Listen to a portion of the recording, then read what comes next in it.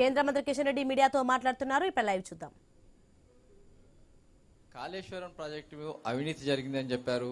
సిబిఐకి ఇస్తే 24 గంటలు అరెస్ట్ చేస్తామని చెప్పారు. 24 రోజులు అయిపోయింది, కానీ మీరు ఇప్పటివరకు యాక్షన్ లేదు. ఏమంటారు? దీనికి సంబంధించి ఇంకా హైకోర్టులో ఇంకో 2-3 రోజులలో మళ్ళీ ఫైనల్ ఆర్గ్యుమెంట్స్ ఉన్నాయి. వాయిదా ఉంది. నా దగ్గర డాటా కూడా తెచ్చాను. అది దానికి సంబంధించి ఇంకొక ఫైనల్ కోర్టు రావాలి. వీళ్ళు కూడా ఎవరైనా వెళ్ళి ఢిల్లీలో నేను కూడా మాట్లాడతాను. నేను కూడా మాట్లాడలేదు. నేను మాట్లాడి అది కూడా చేస్తాను. అల్టిమేట్గా ఏదైతే మేడిగడ్డ కూలిందో దాని మీదనే ప్రధానంగా వాళ్ళు అడుగుతున్నారు. అది కాకుండా నేను అనుకునేది ఏంటంటే మొత్తం కాళేశ్వరం సంబంధించినటువంటి టోటల్ ప్రాజెక్ట్ మీద దర్యాప్తు జరపాలి. ఎందుకంటే దీంట్లో ఒకటి గుర్తుపెట్టుకోండి.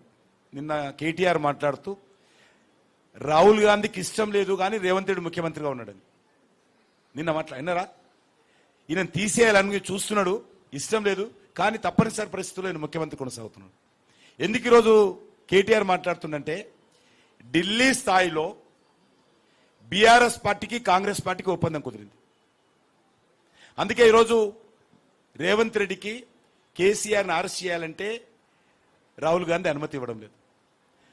రాహుల్ గాంధీ దర్యాప్తు చేయడానికి ముందుకు రావడం లేదు. నువ్వే ఏమైనా చేయగాని రేవంత్ కేసీఆర్ని కానీ బీఆర్ఎస్ని ఏమనకూడదు.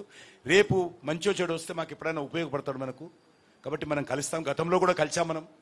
మన మంత్రివర్గంలో కేసీఆర్ క్యాబినెట్ మినిస్టర్గా పనిచేశాడు ఢిల్లీలో. ఇక్కడ మన హైదరాబాద్లో కూడా కాంగ్రెస్ గవర్నమెంట్లో టీఆర్ఎస్ మంత్రులుగా, ఎమ్మెల్యేలు మంత్రులుగా పనిచేశారు.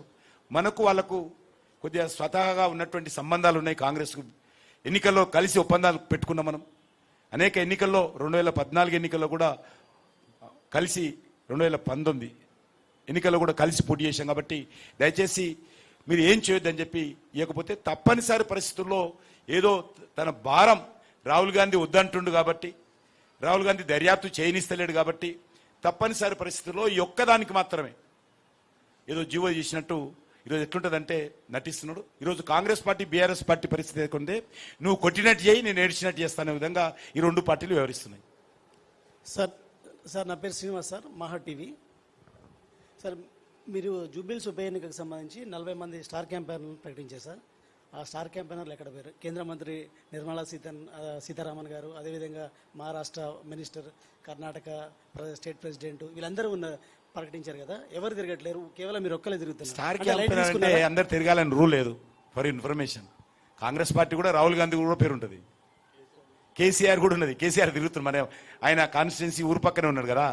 స్టార్ క్యాంపెయినర్ అంటే దాని ఏంటంటే వాళ్ళు వచ్చేటువంటి ట్రాన్స్పోర్ట్, స్పెషల్ ఫ్లైట్లో వచ్చారనుకో ఎవరైనా, అది క్యాండిడేట్ మీద పడదు. వాళ్ళు కారు ఉపయోగిస్తే క్యాండిడేట్ మీద పడదు. స్టార్ క్యాంపెయినర్కి అంతే ఉంటుంది, పెద్ద ఏముండదు అందులో.